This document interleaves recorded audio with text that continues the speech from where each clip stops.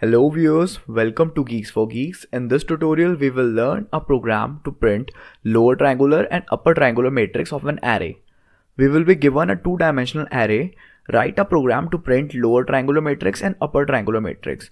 Lower triangular matrix is a matrix which contain elements below principal diagonal, including principal diagonal elements, and rest of the elements are 0.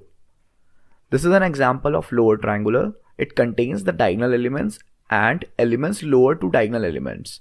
Rest all other elements are 0. Similarly, in upper triangular, it contains the elements at diagonal and all elements above them. Rest all other elements are 0. This is an example. The input matrix is this. The lower triangular will be this. Elements above principal diagonal elements are 0.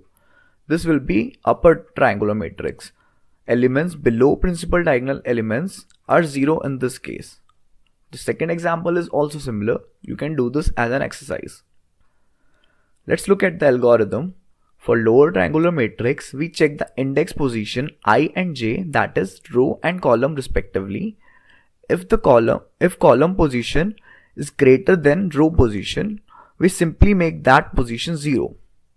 For upper triangular matrix, we check the index position I and j, that is row and column respectively. If column position is smaller than row position, we simply make that position 0. This is the code to find lower triangular matrix. We run two loops. The outer loop will select row and inner loop will select the column. For every possible combination of row and column, we will check if row is less than column. If it's true, then we will store 0 at that position.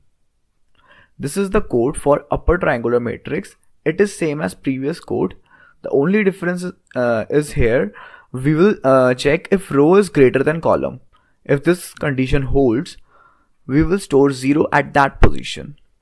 The time complexity is big O row into column.